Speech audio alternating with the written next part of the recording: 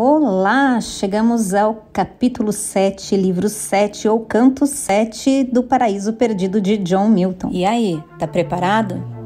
Então fica confortável e vem comigo.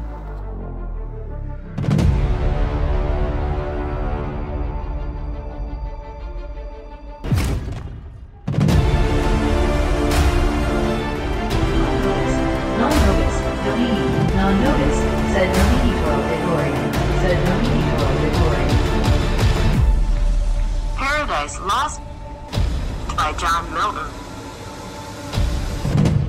Começamos esse capítulo com Milton pedindo para que sua musa inspiradora, Urânia, devolva ele para a Terra. Ele começa dizendo mais ou menos assim: Você, Urânia, que veio do céu, eu chamo você mesmo que você não seja uma das 9 musas dos Olimpianos. Você foi nascida no céu. Antes do mundo ser criado, você já estava lá. E com a sua orientação, eu ousei subir aos céus. Agora eu peço que você me leve de volta para a Terra, que é o lugar da onde eu pertenço. Ou seja, nós estávamos lá no céu, no meio daquele campo de batalha, o exército de Satan foi jogado para o inferno e tudo estava acontecendo em um campo superior e Milton pede para voltar à Terra. Depois de falar com a musa, o autor vai falar com o leitor. Eu já te contei metade da história, o restante acontece na Terra. Como poeta, eu me sinto seguro em escrever sobre as coisas da Terra do que as coisas do céu, mesmo que aqui eu tenha mais problemas. E aqui vamos fazer um adendo para as notas de rodapé. Não tem como falar de qualquer obra do John Milton sem falar da pessoa John Milton. Ele, na sua época, era contra a monarquia e ele trabalhou em conjunto com Oliver Cromwell para destituir a monarquia da Inglaterra. E esse processo não foi só uma conspiração entre o parlamento e o rei. Essa confusão toda acabou com a decapitação do rei Carlos I. Enfim, foi um capítulo meio pesado da história da Inglaterra e para todos os envolvidos. E como nós já sabemos, a monarquia foi restaurada. O parlamentarismo na Inglaterra durou muito pouco, começou em 1640 e em 1660 já retornava para o filho do Carlos I que tinha sido decapitado, o Carlos II. E você consegue imaginar como ficou a reputação e como ficaram aquelas pessoas que apoiavam a queda da monarquia. E esse é o caso de John Milton. Enquanto ele estava finalizando esse livro, ele foi perseguido. Inclusive, ele teve uma ordem de prisão no seu nome. E provavelmente é por isso que ele fala que na Terra ele enfrenta mais perigos do que se ele estivesse lá no céu. Inclusive, muitos livros do autor foram queimados em sinal de protesto contra a pessoa dele. E a partir daí, a obra dele, mesmo sendo grandiosa, passou a ser desconsiderada. Afinal de contas, ele decidiu que não iria escrever sobre grandes cavaleiros da Inglaterra, muito menos contos pagãos, que são parte da cultura inglesa. Enfim, o autor começou a ter a sua obra atacada porque as pessoas não concordavam com as suas posições políticas ou teológicas. E a partir daí, o que você tem é um grande número de autores escrevendo para falar mal de John Milton. Vamos retornar à leitura porque ele diz aqui: eu estou cego, cercado pela escuridão e pela solidão. E vamos ter que abrir mais um adendo aqui com as notas de rodapé para te contar que John Milton nessa época estava cego, ou seja, ele ditou esse livro todinho. Ele teve a ajuda de suas filhas e de assistentes para concluir a obra, mas é incrível que ele escreveu um texto em formato de poesia sem conseguir olhar para esse texto, porque a poesia ela tem uma forma também quando você escreve. Apesar dele não escrever em versos rimados, mas sim em versos brancos, ainda assim há uma métrica. John Milton, como poeta e escritor, era incrível, não há dúvidas. Vamos retornar porque agora ele vai falar da musa inspiradora novamente. Mas eu não estou sozinho. Você veio até os meus sonhos e me inspirou a contar essa história. E não muitas pessoas irão ler essa obra. Somente as pessoas esperam espertas. E aí ele dá uma fofada ali no leitor que provavelmente gosta de se sentir uma pessoa esperta por estar lendo a obra. E eu dei uma risadinha enquanto estava lendo isso. Boa, Milton, vamos continuar. Porque Milton ainda pede para que a sua musa inspiradora mantenha as pessoas estúpidas e barulhentas longe deles. E enquanto ele conversa com a musa dele, ele fala que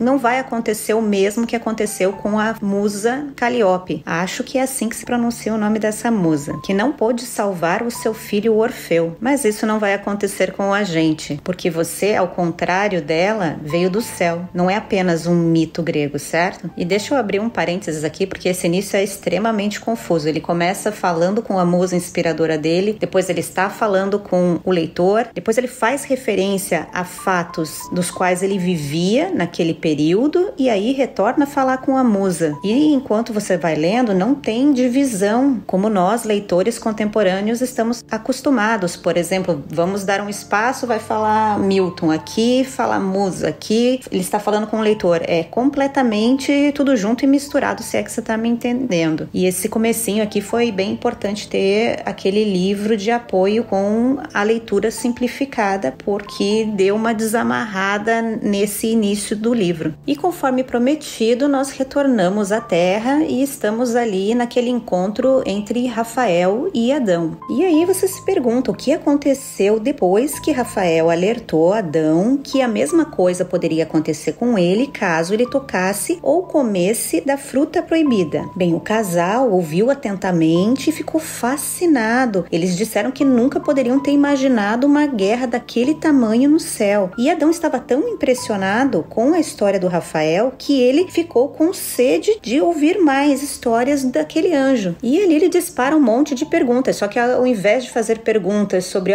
como é que você se alimenta, você gosta da comida daquele, começou a fazer perguntas mais interessantes. Ele perguntou como o mundo foi criado, o que aconteceu antes dele nascer, ao que o Rafael responde: nossa, essa é uma história em tanto, Senhor. Adão mais uma vez agradece, ele diz que ele está muito agradecido por Deus ter enviado Rafael até o jardim para que avisasse sobre aquilo que poderia acontecer, porque se eles não soubessem dessa informação, talvez o resultado seria desastroso, eles poderiam cair nos planos desse anjo rebelde. Mas agora que eles conhecem essa história, eles estão ainda mais determinados a seguir os passos corretos. Eu só fico imaginando a cara de Deus ouvindo isso, né? Porque se ele sabe de tudo, provavelmente ele sabia o que iria acontecer e sabia que aquelas palavras de Adão não iam durar muito tempo, não. Aí eu já imagino Deus olhando lá de cima: tô sabendo, sei, você está determinado a seguir o que o anjo falou.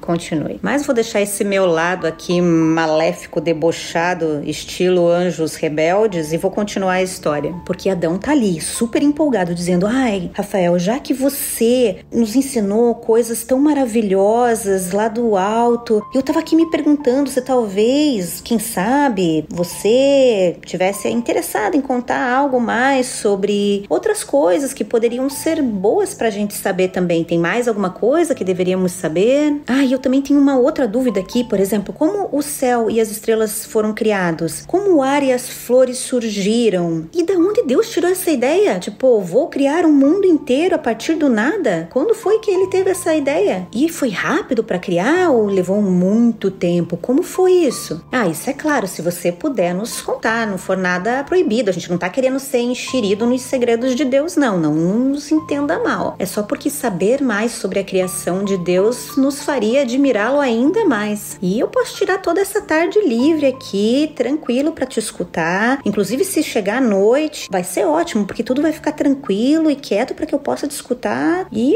que sono, que nada, eu não vou ficar com sono. Pode falar, eu vou estar ali acordado, ligado, cada detalhe da história que você for me contar. E Rafael responde pra ele: ok, o seu desejo vai ser atendido, só entenda que é difícil eu colocar em palavras que você consiga entender. Porém, Deus, ele disse que eu poderia responder qualquer pergunta que você tivesse e de uma maneira que você conseguisse entender. Tudo isso para lhe fazer feliz e para que você pudesse glorificá-lo ainda mais. Porém, eu já te adianto que tem algumas coisas aí que não são da sua conta. E sobre essas coisas você não deve nem tentar me perguntar ou ainda imaginar ensinar. O conhecimento é igual uma comida. Quando você procura demais, ela acaba perdendo valor. E isso porque você não vai conseguir aproveitar toda aquela comida. Você tem um limite que você consegue lidar. E é mais ou menos isso com a sabedoria e a informação. Então, para eu te contar sobre a criação desse seu mundo aqui e a sua criação, nós vamos retornar um pouquinho lá quando Lúcifer caiu com a sua legião até o inferno. Sim, ele era chamado de Lúcifer porque ele era como se fosse a estrela mais brilhante. E o Filho de Deus retorna com os seus anjos vitoriosos em frente ao seu pai. Ele diz: Satan achou que todo mundo iria concordar com ele e ajudá-lo a tomar o seu reino, porém ele falhou. Muitos deles acreditaram nas suas mentiras e agora se perderam para sempre com ele. Porém, muitos ainda estão aqui e são o bastante para encher o reino do céu e seguir com todas as obrigações que eles têm aqui. Deus então diz: mas eu não gostaria que Satan pensasse que ele teve sucesso na ação dele, por ter reduzido o número dos anjos que eu tenho aqui no céu. Eu posso facilmente corrigir isso, embora seja difícil perder aqueles que decidiram se perder por conta das suas próprias ações, ou seja, Deus ainda sentia por aqueles anjos que se tornaram rebeldes e foram perdidos. Nas notas de rodapé fala que um autor conclui que Deus nos criou para irritar o mal, e que essa passagem, além de dizer isso, nos diz que não havia necessidade nenhum de criar o nosso mundo. Ele criou porque ele quis. Retornando ao livro, o autor continua falando que Deus diz: só tomaria 1 minuto para que eu criasse um novo mundo, onde a raça inteira viesse de um único homem, e eles viveriam nesse mundo até que eles se mostrassem merecedores de vir morar conosco no céu. Aqui parece que Deus não quis arriscar novamente, criar uma nova criatura e colocar lá no céu e ela não se mostrar merecedora de estar lá. Então parece que ele criou um novo mundo para que essas pessoas vivessem ali, e se elas se mostrassem merecedoras, elas poderiam subir aos céus e morar com ele. Deus continua dizendo que se isso acontecer, então o céu e a terra vão se juntar num único reino para sempre. E agora Deus se vira para o seu filho e diz que será o seu filho que vai executar toda essa criação. Você dirá as palavras e tudo acontecerá. O meu espírito e minha vontade estarão com você. Vá até o caos e crie um novo mundo. Deus continua explicando para o seu filho como ele deveria proceder. E ele diz ali: olha, o caos, ele não é um espaço vazio. Ele está cheio da minha presença. Embora eu possa colocar ou tirar minha presença de acordo com o que eu decidi. E vamos deixar bem claro aqui que eu não estou criando esse mundo porque eu preciso. Eu faço pela minha própria vontade. E é isso que determina tudo o que vai acontecer. Aquelas eram as palavras de Deus e o Filho foi chamado de palavra, o Verbo. E isso porque o Filho é quem coloca as palavras em ação. E essa referência de que o Filho de Deus era o Verbo está lá em João 1, que diz: no princípio era o Verbo e o Verbo estava com Deus e o Verbo era Deus. Ele estava no princípio com Deus. Todas as coisas foram feitas por ele e sem ele nada do que foi feito se fez. Eu acho que a gente já falou sobre esse capítulo no canto 5, se eu não me engano, quando Satan dizia que ele não sabia de onde tinha surgido esse Filho de Deus, esse tal de Messias. Retornando ao texto, Rafael explica que as ações de Deus, elas são mais rápidas que o próprio tempo. Porém, para te explicar de uma maneira que vocês, humanos, consigam entender o processo da velocidade de Deus, eu vou precisar fazer algumas analogias daquilo que vocês conhecem para que vocês entendam algo que vocês nunca viram. Rafael continua a história dizendo que os anjos, quando ouviram aquilo, ficaram muito contentes com a criação desse novo mundo e que o Filho de Deus iria performar toda essa criação. E então todos os anjos celebraram e cantaram para Deus. Os anjos naquele momento celebraram e desejaram tudo de bom e muita paz para o homem. Eles agradeceram a Deus por tornar algo que era ruim em algo bom, substituindo os anjos rebeldes com uma raça melhor, queria espalhar a bondade por todo o mundo até o fim dos tempos. Puxa vida, deu até vergonha agora. Tá, vamos continuar. Enquanto isso, o filho ele apareceu em toda a sua glória e pronto para ir para sua expedição lá pelo caos. O Filho de Deus sobe na sua carruagem, que são espíritos vivos, não precisam ser guiadas por cavalos nem nada. Todos os anjos se reúnem para acompanhar a saída do Filho de Deus e os portões do céu são abertos e todos olham lá para aquela escuridão, aquele abismo selvagem. E Rafael explica que esse caos ele era parecido como um mar no meio de uma grande tempestade. Deus, através do seu Filho, disse para que tudo ficasse quieto. O caos ficou mudo e o Filho de Deus dirigiu ali a sua carruagem seguido por anjos. Porque sim, Jesus não foi sozinho, alguns anjos foram com ele para vê-lo executar a criação desse novo mundo. E o Filho de Deus chega e vai delimitando até onde será as fronteiras desse novo universo. E então o céu e a terra foram criados, mas tudo era uma espécie de massa sem forma. E antes de eu continuar, deixa eu fazer um adendo aqui, porque o livro Prefácio do Paraíso Perdido, do C.S. Lewis, fala que uma das heresias que são adicionadas para a obra de Milton é justamente isso, dizer que o caos é uma espécie de um reino da onde Deus foi lá e usou as coisinhas para criar o nosso universo. Porém, eu tenho que discordar, porque quando Deus fala que existe o caos e ali também existe a presença dele, ou seja, tudo que está no caos tem a presença de Deus, são coisas que são de Deus. Aquele não é um reino e separado, mas eu entendo quando eles falaram isso, não foi exatamente nessa passagem, foi quando o caos permitiu que Satan passasse, é como se ele tivesse autoridade naquele lugar. Enfim, é só porque ele se refere novamente aqui ao caos e eles dizem que Milton era herético por falar essas coisas. Porém, vamos deixar o autor trabalhar e usar sua imaginação aqui na criação do mundo, porque a história continua. O Filho de Deus trabalha naquela massa como se fosse lapidando uma pedra preciosa. Ele tira tudo que não precisa, mistura tudo junto, depois ele vai separando os elementos como o ar e tadá! Lá está a terra no meio de tudo, pendurada sem nenhum suporte, paradinha ali, no meio do nada. E então ele diz que seja feita a luz. E assim foi feito. Uma nuvem brilhante apareceu ali no meio da escuridão, ou seja, o sol estava ali temporariamente escondido atrás de uma névoa sagrada. E Deus gostou da luz e chamou aquilo de dia e separou da escuridão, da qual ele chamou noite. Esse foi o primeiro dia. E naquela noite os anjos cantaram para Deus, para glorificar a Deus, e eles cantaram até a manhã seguinte, quando Deus disse que seja feito o céu. E aqui eu imagino que você também tenha reconhecido que Milton está fazendo a sua interpretação da passagem bíblica Gênesis 1, que diz assim: no princípio criou Deus o céu e a terra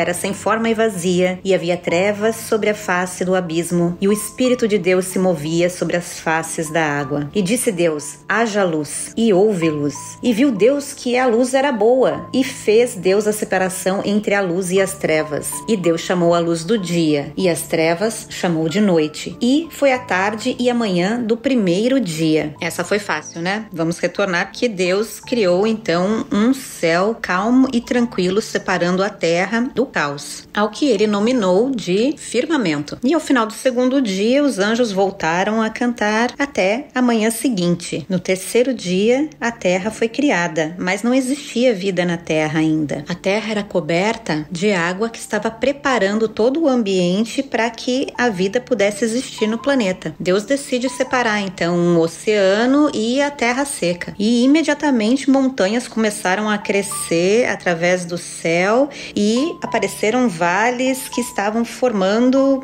as regiões, inclusive segurando a água em volta. Inicialmente a água ficou contida em cima das montanhas, mas tudo aconteceu muito rápido. A água de repente começou a correr pelos veios das montanhas, como se fosse um exército obedecendo a Deus. A água então se espalhou por tudo e preencheu lugares, vales, e uma parte ficou estocada no subterrâneo também. Aquele espaço seco Deus chamou de terra, e aquele espaço enorme de água ele chamou de mar. E Deus ficou satisfeito e disse que seja criado os pastos com ervas, árvores frutíferas, e que suas sementes se espalhem por toda a terra. E Deus mal terminou de dizer aquilo, começou rapidamente a crescer grama e vegetais, e flores começaram a abrir por toda a região. A terra era agora um paraíso lindo. Naquele período Deus não tinha inventado a chuva, então o que existia era uma névoa que mantinha tudo úmido por ali. E Deus ficou muito satisfeito com tudo aquilo. Sendo assim, esse foi o final do terceiro dia. No dia dia seguinte, Deus disse que sejam feitas luzes no céu e que elas brilhem na terra para criar dias e noites e estações. E foi isso que aconteceu. Deus fez a luz do dia, a luz da noite e as estrelas. E Deus viu que era bom. E continuou. Ele fez o sol, a lua, fez estrelas de todos os tamanhos, espalhou ela por todo o céu, criou também outros planetas e naquele dia o sol apareceu pela primeira vez no leste. E assim Deus concluiu o quarto dia. E no dia seguinte Deus disse: deixa que os répteis saiam da água e que os pássaros voem pelo ar. Seria essa uma referência dos dinossauros que Milton deixou para nós? Nas ilustrações do Gustavo Doré sobre a obra de John Milton, parece que é. Mas aqui não diz nada. Deus continua. Ele criou baleias, répteis de todos os tipos de pássaro. Ele olhou para aquilo e pensou,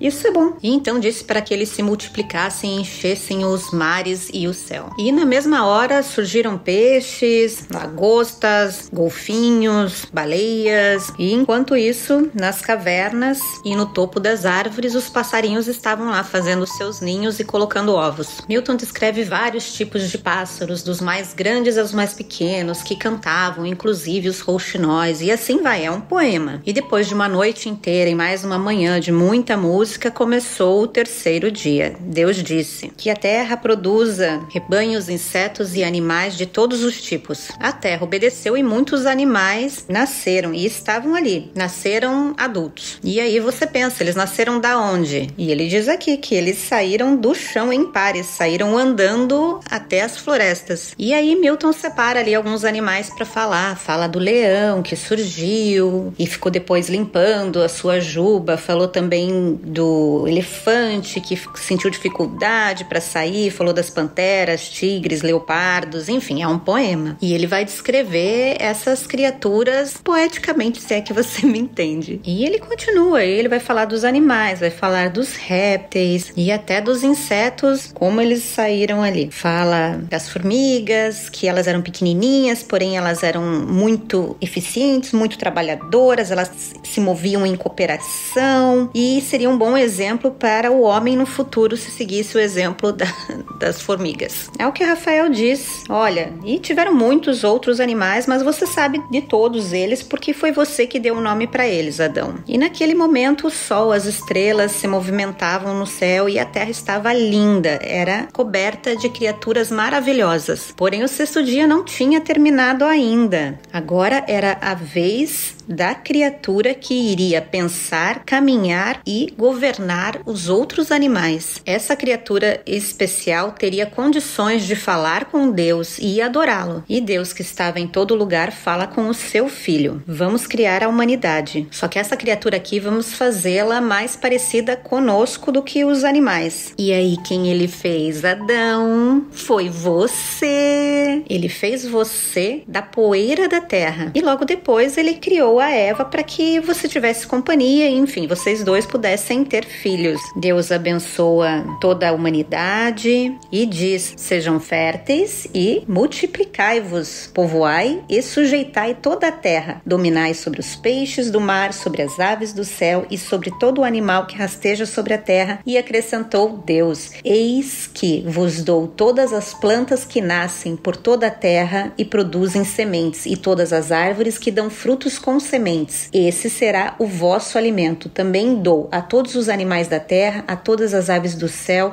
a todos os répteis da terra e todas as criaturas em que há fôlego de vida, todos os vegetais existentes como mantimento e sustento. E assim aconteceu. Então Deus contemplou a sua criação e eis que tudo era bom. Houve assim a tarde e a manhã do sexto dia. Mas não parou aí, porque Deus tinha dito para vocês que vocês poderiam comer todos os frutos que existem na terra, menos da árvore do conhecimento do bem e do mal. Relembrando aqui, ele disse que o dia que vocês comessem dessa fruta, vocês morreriam. Deus contemplou tudo aquilo que ele criou e pensou, isso é bom. E assim encerrou o sexto dia. O Filho de Deus retorna para o céu, aonde ele tinha uma visão boa de tudo que tinha sido criado. E aquele sexto dia não foi diferente, teve muita celebração, muita cantoria né? E os anjos que não foram, que estavam no céu, estavam ali ansiosos para o dia que eles poderiam visitar a terra também. O Filho de Deus passa pelos portões, vai direto para a casa do pai dele. A rua que ele estava era coberta de pó dourado,